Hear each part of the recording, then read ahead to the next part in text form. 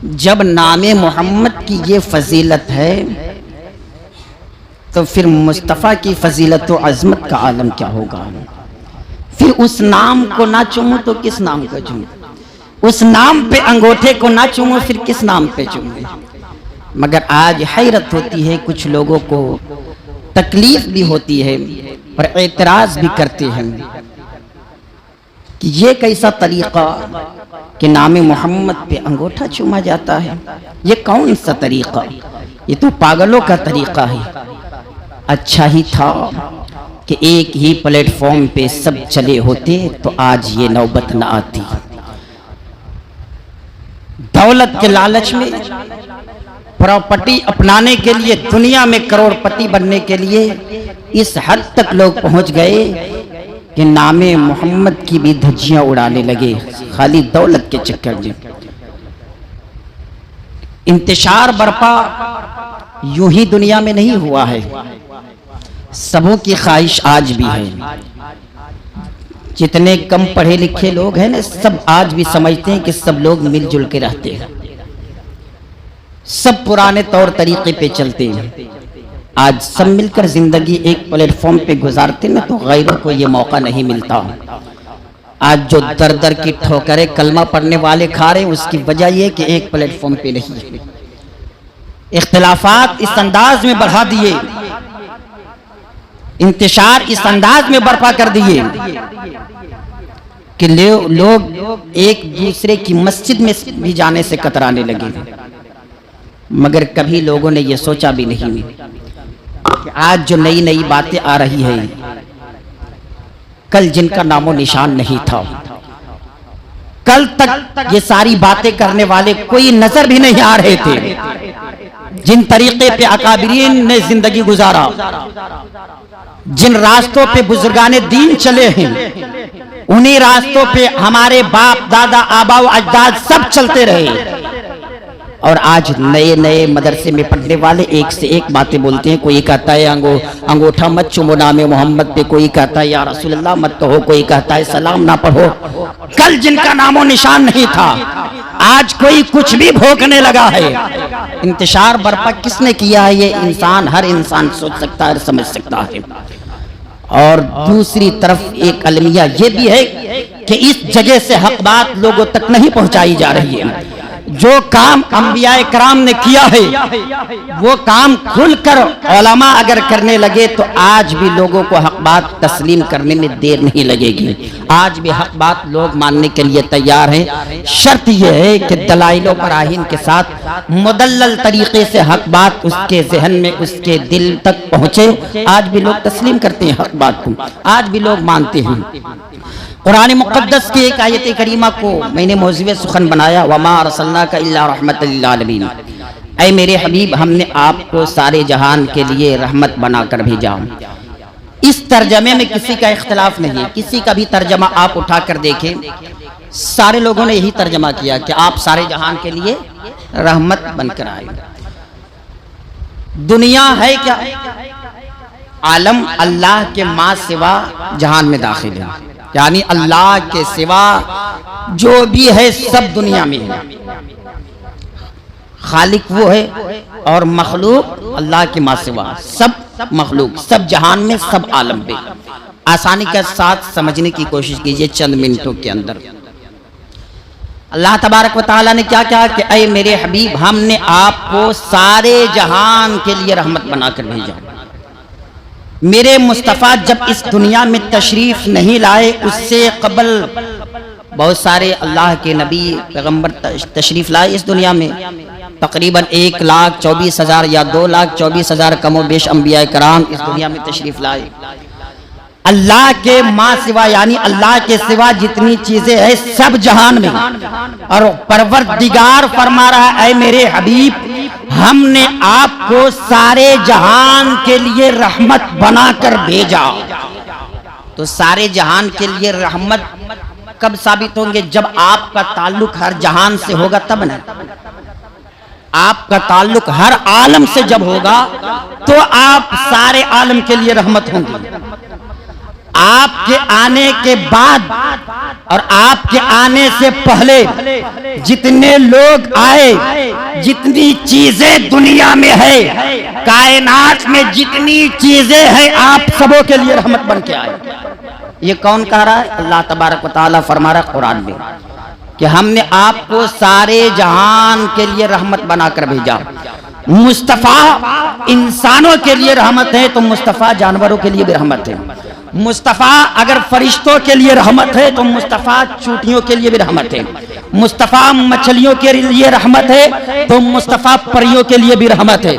ساری کائنات کے لیے آپ رحمت بن کے آئے، تو ساری کائنات سے پہلے آپ کا رابطہ ہوگا تو آپ ساری کائنات کے لیے رحمت ہوں گے، اور رابطہ جس سے ختم ہوگا اس کے لیے آپ رحمت نہیں ہو سکتی۔ رحمت اسی وقت آپ سبوں کے لیے بن سکتے ہیں جب آپ کا رابطہ سبوں سے ہو۔ بات سمجھ میں آ رہی ہے نا؟ جب قرآن نے کہا کہ ہم نے آپ کو سارے جہان کے لیے رحمت بنا کر بھیجا تو سارے جہان سے آپ کا رابطہ ہونا ضروری ہے۔ رابطہ ایک سیکنڈ کے لیے بھی ٹوٹ نہیں سکتا، ایک لمحے کے لیے آپ کا رابطہ کسی بھی جہان سے، کسی بھی مخلوق سے ٹوٹ نہیں سکتا۔ اگر رابطہ ٹوٹ جائے گا تو رحمت ختم ہو جائے گی، رسالت ختم ہو جائے گی، اور آپ سارے جہان کے لیے رسول بن کے آئے ہیں، یہ قرآن کہہ رہا ہے۔ تو سارے جہان سے آپ کا رابطہ ہے، اس کو ماننا پڑے گا۔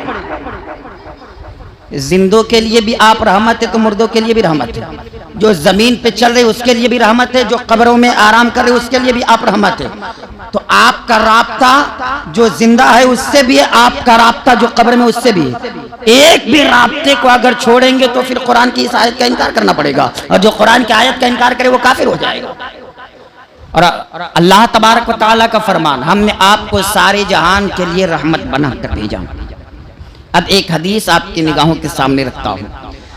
سرکار دو عالم صلی اللہ تعالی علیہ وسلم سوئے، متفق علیہ حدیث پاک، آپ کے سونے کی آواز حضرت عائشہ صدیقہ رضی اللہ تعالی عنہ نے سنی کہ مصطفیٰ سو رہے ہیں۔ آپ سو رہے تھے، نیند میں تھے، گہری نیند میں تھے، سونے کی وہ آواز بھی آپ کی آ رہی تھی۔ آپ اٹھے، وضو بھی نہیں کیے، اور آپ نے نماز ادا کی۔ مچل کے بولیے سبحان اللہ۔ مصطفیٰ سوئے تھے، سونے کی آواز عائشہ صدیقہ نے سنی، کیوں؟ تاکہ دلیل قائم ہو جائے کہ مصطفیٰ سوئے تھے۔ آپ بیدار ہوئے، اٹھے، آپ نے وضو نہیں بنایا، اور بغیر وضو کیے ہوئے آپ نے نماز پڑھی۔ انسان جب سوتا ہے تو اعضاء ڈھیلے پڑ جاتے، جب لیٹ کر کوئی سوتا ہے تو حکم یہی ہے کہ اٹھے تو وہ وضو بنا کر نماز پڑھے۔ وضو بنا کر بھی اگر کوئی سو جائے گا تو وضو ٹوٹ جاتا ہے۔ ہاں، اگر کوئی اس انداز میں بیٹھ کر سو رہا ہو جس انداز میں فقہا نے بیان کیا کہ بہت ایسے طریقے ہیں جس طریقے سے بیٹھ کر اگر کوئی سوتا ہو تو وضو نہیں ٹوٹے گا، چاہے پوری رات سو جائے۔ وہ ہوا خارج ہونے کا جو مقام ہے وہ دبا رہے تو پوری رات انسان سو جائے مگر وضو نہیں ٹوٹے گا۔ مصطفیٰ لیٹے ہوئے تھے، آپ آرام کر رہے تھے، سونے کی آواز عائشہ صدیقہ نے سنا، آپ بیدار ہوئے، بغیر وضو کیے ہوئے آپ نے نماز پڑھی۔ عائشہ صدیقہ رضی اللہ تعالی عنہا نے عرض کی، یا رسول اللہ صلی اللہ علیہ وسلم، آپ سو گئے تھے اور آپ اٹھے، آپ نے وضو نہیں کیا اور نماز پڑھ لی۔ میرے مصطفیٰ فرماتے ہیں، تنام عینی ولا ینام قلبی۔ مچل کے بولے تنام عینی ولا ینام قلبی، عائشہ میری آنکھیں سوتی ہے، میرا دل نہیں سوتا۔ عائشہ میری آنکھیں سوتی ہے، میرا دل نہیں سوتا، کیونکہ میرا تعلق عالم بیداری سے بھی ہے، میرا تعلق عالم خواب سے بھی ہے، میرا تعلق عالم بیداری سے بھی ہے، میرا تعلق عالم نام سے بھی ہے، میرا تعلق جو بیدار ہے ان سے بھی ہے اور جو سو رہے ہیں ان سے بھی ہے، کیونکہ میں ان کے لیے بھی رسول ہوں، میں ان کے لیے بھی رسول ہوں۔ وَمَا أَرْسَلْنَاكَ إِلَّا رَحْمَةً لِّلْعَالَمِينَ، اے میرے حبیب، ہم نے آپ کو سارے جہان کے لیے رحمت بنا کر بھیجا۔ سارے جہان سے مصطفیٰ کا رابطہ، سبوں سے مصطفیٰ کا رابطہ، सबों को मुस्तफा देखते हैं, सबों को मुस्तफा की हालत पता है, कौन क्या कर रहा है सब मुस्तफा को पता है। क्यों? मुस्तफा जो आए हैं रब की बारगाह से आए हैं। आज कोई चांद पे जाता है तो चांद से वापस आता है, वहां की पता लेकर के आता है कि वहां क्या है, वहां मिट्टी है या पानी है या पहाड़ है या पत्थर है। जो जहाज से आता है वहां की पता लेकर के आता है, वहां की सिफत लेकर के आता है। मुस्तफा अल्लाह की बारगाह से आए हैं तो वहां की सिफत लेकर के आए हैं। खुदा की सिफत, खुदा रहीम है, मुस्तफा को रहीम बनाकर भेजा। खुदा करीम है, मुस्तफा को करीम बनाकर भेजा। खुदा समी है, मुस्तफा को समी बनाकर भेजा। खुदा बसीर है, मुस्तफा को बसीर बनाकर भेजा। मुस्तफा आए हैं खुदा की बारगाह से, खुदा रब्बुल आलमीन है, मुस्तफा को रहमतुल लिल आलमीन बनाकर भेजा। वमा अरसलनाका इल्ला रहमतल लिल आलमीन। ऐ मेरे हबीब, हमने आपको सारे जहान के लिए रहमत बनाकर भेजा। फिर जिनका ताल्लुक पूरी कायनात से है, जिनका राबता पूरी दुनिया से है, वो भी राबता ऐसा, वो भी राबता ऐसा, ताल्लुक ऐसा कि एक सेकंड के लिए भी खत्म नहीं हो सकता, एक लम्हे के लिए भी वो राबता टूट नहीं सकता। फिर हरदम उस मुस्तफा को हम याद ना करें तो फिर किनको याद करें? परवरदिगार ने इसीलिए हुक्म दिया कि उस मुस्तफा को ऐसा याद करो, इस तरह याद करो कि नमाज पढ़ो मेरे लिए, मगर तहियात में अदब और एहतराम के साथ बैठकर मेरे हबीब की बारगाह में सलातो सलाम का नजराना। क़याम खड़े होकर के, रुकू झुक कर, सजदे की हालत अलग, मगर जब महबूब की बात आए तो अदब व एहतराम के साथ बैठ जाओ। क्यों? इसलिए कि अस्सलामु अलैका अय्युहन नबी, तुम्हें कहने आने मेरे हबीब की बारगाह में तुम्हें सलाम पेश करना है, मुस्तफ़ा को सलाम करना है, मेरे महबूब को सलाम करना है। अब जानवी अदब तय कर लो, वो घड़ी आ गई है कि मेरे महबूब की बारगाह में तेरी हाजिरी होगी, मुस्तफ़ा को तुझे सलाम पेश करना है। एक हदीस से पाक और समात फरमाएं, उसके बाद गुफ्तगू खत्म करता हूं। मेरे मुस्तफ़ा एक रास्ते से गुजर रहे, कई बार आपने सुना होगा यह हदीस पाक मुत्तफ़क़ अलैह, बहुत सारी हदीस की किताबों में यह हदीस पाक मौजूद है। मुस्तफ़ा एक रास्ते से गुजर रहे थे, सहाबाए कराम आपके साथ हैं। अचानक मेरे आका रुक जाते हैं और फरमाते, सहाबा जल्दी से टहनी तोड़ कर लाओ, दरख्त से, झाड़ से एक शाख, एक टहनी तोड़ के लाओ। सहाबाए कराम लाती हैं, मेरे मुस्तफ़ा अपने हाथ में लेते हैं, उस टहनी को दो टुकड़ा करती हैं और फरमाते, ये देखो बगल में दो कब्रें हैं, दोनों कब्रों पे दोनों टहनी की शाख को गाड़ दो। सहाबा अर्ज़ करते, या रसूलल्लाह अलैहिस्सलाम आखिर वजह क्या है? मेरे आका फरमाते, दो कब्र है, दोनों कब्र वालों को कब्र में अजाब हो रहा है, इसलिए ये इस टहनी को गाड़ दो। जब तक टहनी हरी रहेगी, जब तक पत्तों में हरियाली रहेगी, ये पत्ते तस्बीह करते रहेंगे, और जब पत्ते तस्बीह करेंगे अज़ाब कब्र में तखफीफ होती रहेगी, मुर्दों को सुकून मिलता रहेगा। इस हदीस को आपने कई बार सुना होगा। अब पॉइंट की बात, क्या आखिर चलते चलते मुस्तफ़ा ने अचानक रुक कर ये क्यों कहा सहाबाए कराम से कि रुक जाओ, टहनी तोड़ कर लाओ? वजह क्या थी, राज क्या था? मुस्तफ़ा समझा रहे, वमा अरसलनाका इल्ला रहमतल लिल आलमीन। रब का फरमान है ना कि ऐ मेरे हबीब, हमने आपको सारे जहान के लिए रहमत बनाकर भेजा। ऐ सहाबा, तुम मेरे साथ चल रहे हो, मैं तुम्हारे साथ हूँ, तुम मुझे देख रहे हो, मैं तुम्हें देख रहा हूँ, तुम मेरे साथ हो, मैं तुम्हारे साथ हूँ, मगर तुम ये मत समझ लेना कि खाली मैं तुम्हें देख रहा हूँ और किसी को नहीं देख रहा हूँ। तुम ये मत समझ लेना खाली मैं तेरे साथ हूँ और किसी के साथ नहीं हूँ। सहाबा, मैं तुम्हें भी देख रहा हूँ, मैं कब्र वालों को भी देख रहा हूँ, क्योंकि मैं तुम्हारा भी रसूल हूँ, मैं कब्र वालों का भी रसूल हूँ, मैं तुम्हारा भी नबी हूँ, قبر والوں کا بھی نبی ہوں، میں تمہارا بھی رسول ہوں، قبر والوں کا رسول ہوں، اس لیے میں تمہیں بھی دیکھ رہا ہوں، میں اسے بھی دیکھ رہا ہوں، کیونکہ میرا رابطہ تم سے بھی ہے، میرا رابطہ قبر والوں سے بھی ہے، میرا تعلق تم سے بھی ہے، میرا تعلق قبر والوں سے بھی ہے، اس لیے صحابہ میں تمہیں بھی دیکھ رہا ہوں، میں اسے بھی دیکھ رہا ہوں۔ اچھا دیکھنا تو الگ ہے کہ مصطفیٰ صحابہ کو دیکھ رہے ہیں اور قبر والوں کو دیکھ رہے ہیں، مگر یہ کیسا دیکھنا ہے کہ قبر میں عذاب ہو رہا ہے، مصطفیٰ اس عذاب کو بھی دیکھ رہے ہیں، اور آگے میرے آقا فرماتے صحابہ کیوں عذاب ہو رہا ہے اس سبب کو بھی میں دیکھ رہا ہوں۔ عذاب ہو رہا ہے، مصطفیٰ قبر والے کو دیکھ رہے ہیں، عذاب ہو رہا ہے اس عذاب کو بھی دیکھ رہے ہیں، کیوں عذاب ہو رہا ہے وہ بھی مصطفیٰ دیکھ رہے ہیں۔ فرماتے ایک پیشاب کے چھینٹے سے نہیں بچتا تھا اس لیے عذاب ہو رہا ہے، اور ایک چغلی کرتا تھا، غیبت کرتا تھا اس لیے عذاب ہو رہا ہے۔ ایک پوائنٹ کی بات اور گفتگو ختم کرتا ہوں۔ قبر میں سوال ہوتے ہیں نا، 3 سوال، نکیرین 3 سوال کرتے ہیں نا، ابھی بھی سوال کرتے، جب میرے آقا اس دنیا میں بحیات تھے، ظاہری طور پہ تھے، اس وقت بھی سوال ہوتے تھے۔ مصطفیٰ ساتھ میں، جن کے جنازے میں مصطفیٰ شریک ہوئے ان کی خوش قسمتی کا عالم کیا ہوگا؟